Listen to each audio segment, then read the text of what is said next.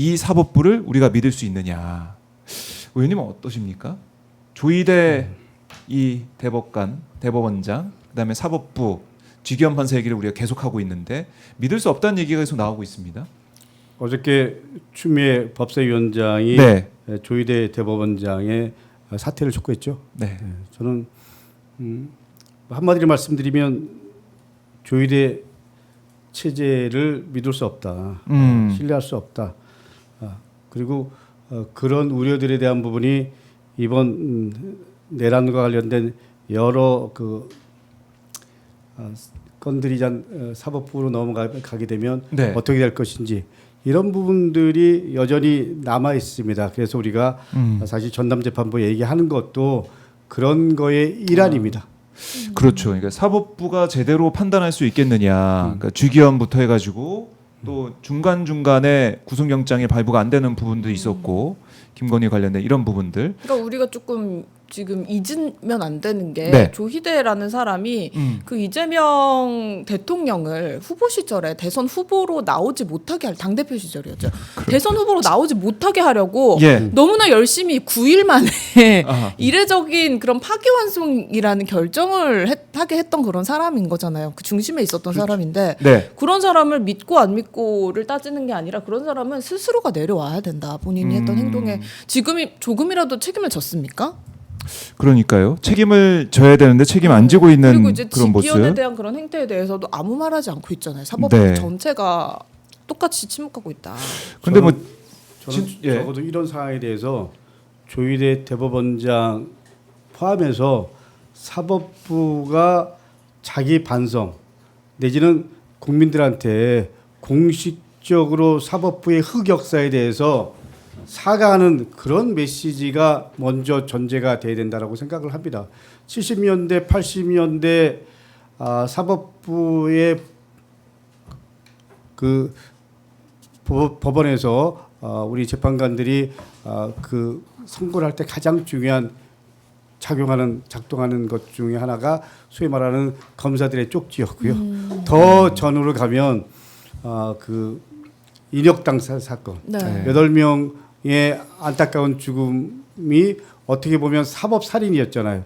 뭐 이런 거 생각하면 여전히 50년이 지났음에도 불구하고 좀 전에 말씀하신 그런 부분 포함해서 우리 그 사법부의 흑역사가 현재 진행형이다. 뭐 이런 말씀드리고요. 네. 그리고 전 대법원 중원 관련해서 얘기를 하지만 저희들은 대법관 중원 동시에 1, 2심에 대한 부분들도 예를 들면 빨리 적게 재판이 되도록 우리 4심의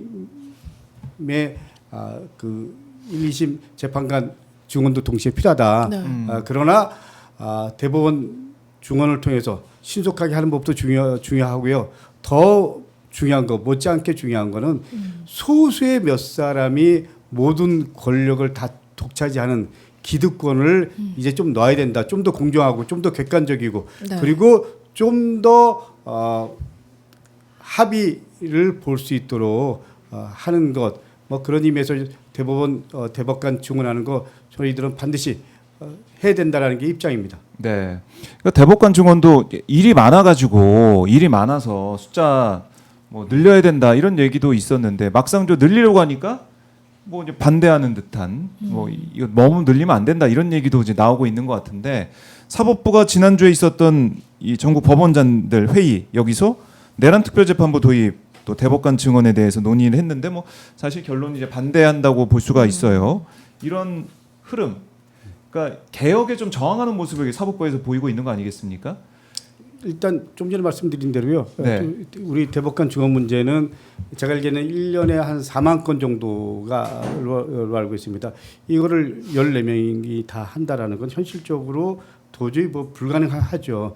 근데 저는 더 본질적인 건 대법관 14명이 이 어떻게 보면 이 소수의 카르텔이 될 수 있잖아요. 그런 부분들에 대해서 좀 더 우리가 그 분산할 필요가 있고요. 좀 더 열어놓을 필요가 있고요. 좀 더 공정하게 할 수 있도록 우리가 증언을 통해서 이런 시스템들을 만들 필요가 있다라는 게 제 생각입니다. 네. 그 대법원장의 입김이 너무나 이제 세게 작용하는 대법관 구성이기 때문에 그러다 보면 결국 이 조희대 지금 조희대 대법원장의 어떤 파워가 계속해서 전달되게 되고 입김이 들어가게 되면 쥐기현 재판부 같은 뭐 지금도 계속 놔두고 있는 거 아니겠습니까? 놔두고 있는 모습 자체가 내란 종식에 과연 생각이 있는 것이냐 이런 비판이 나오고 있고 그러니까 사법부 참여 공론화 과정이 필요하다 이렇게 얘기를 하면서 내란 특별재판부 설치 이 부분들 여기에 대해서도 반대를 하고 있습니다. 지금 보면 어제 한정혜 민주당 정책위의장이 밝힌 민주당 안을 봤더니 별도 법원이 아니라 서울중앙지법에 내란특별재판부를 설치하는 그런 내용인데 이게 이제 위헌 논란, 그러니까 뭐 이 위헌적인 상황이 될 수 있는 게 아니냐 이런 얘기도 일부에서는 하고 있고 어떻게 보십니까, 의원님? 그러니까 지금 우리 입장은 중앙지법 안에 네. 내란특별재판부를 따로 두는 게 아니고요. 안에 좀 전에 말씀하신 네. 그 재판부를 전담 재판부를 두자 이런 전담 말입니다. 재판부를 두고. 이 말은 중앙지법 안에 지금 지식재산 전문 재판부가 있는데요. 네. 그런 거랑 같은 개념으로 보시면 될 것 같습니다. 그러니까 뭐 이 사태에 대해서 네. 이 내란 종식을 위한 재판, 우리 국민들이 봤을 때 객관적이고 제대로 된 판결이 나올 수 있는 그런 제도부터 갖춰 나가자. 그게 필요하다라는 거.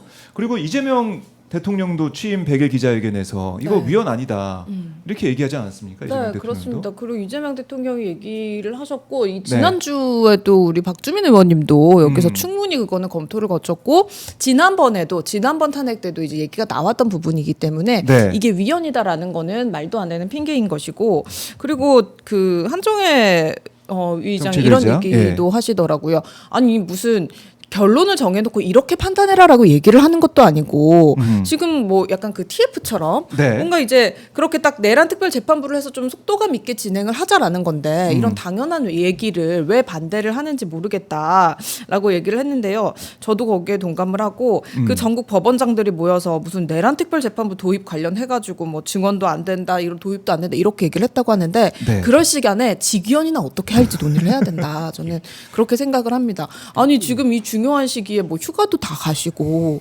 말이 됩니까? 그리고 무슨 내란 수계를 또 예. 풀어주기도 했잖아요. 네. 그러니까요. 이 지식 전담 재판부가 언론에서 문제 있다라고 제가 본 적이 없는 것 같습니다. 그리고 사실 우리가 노동법원에 대해서 여러 가지를 검토했잖아요. 네. 근데 이 부분도 뭐 위헌이라고 얘기한 그렇죠. 적이 없습니다. 소년 재판도 따로 하지 않나요? 제가 알기에는 그렇죠. 그렇죠. 네. 예, 예. 그렇기 때문에 이 부분은 제가 보기에는 기득권 지키기로 그냥 보입니다. 네. 본인들이 기득권 재판은 본인들이 알아서 하겠다. 뭐 이 이런 내란 의도로밖에. 관련된 부분은 네. 전문성도 필요하고요. 네. 그리고 국민들이 빨리 좀 결론 내려달라 이런 요구도 있고요. 그리고 빨리 청산하고 정리를 해야지 새로운 시대로 지금 열어 가야 되잖아요. 네. 그렇기 때문에 우리가 이렇게 하는 것은 그런 국민의 요구와 그리고 신속성과 네. 전문성 이런 것들을 감안해서 하는 거다. 동시에 아주 뭐 솔직히 말씀드리면 네. 현 조의대 체제를 믿을 수 없다 이런 부분도 일정 정도 있죠. 가장 중요한 포인트 그런 거죠. 솔직히 예. 말씀드립니다. 네. 그러니까 국민들의 뜻을, 그러니까 국민들의 뭐 선거권을 제한하려고 했던 거 아니야? 이런 비판까지 받았던 이 사법부이기 때문에 여기에 대해서 특히 내란 재판 같은 경우는 이 체제는 안 된다. 지금 상태는 안 된다라는 비판이 나오고 있어서 민주당에서 지금 특별재판부 얘기를 하고 있는 거고. 자, 조금 전에 대통령실에서 얘기가 나오고 있는 게 민주당의 대법원장 사퇴 요구, 그러니까 조희대 사퇴 요구에 대해서 원칙적으로 공감한다. 이런 얘기가 또 나오고 있습니다. 조금 전에 나온 얘기인데 민주당의 조희대 대법원장 사퇴 요구에 원칙적으로 공감한다. 이런 대통령실 쪽의 입장도 나오고 있는 상황. 그리고 재판 진행 과정에서 이것도 재판 너무 느리게 진행되고 있는데 거기에 한동훈 전 대표가 증인으로 안 나오게 되면 어떻게 또 처리해야 되느냐 이런 논란까지 있습니다. 자, 재판 과정 제가 계속 주시를 해 보게 되고요.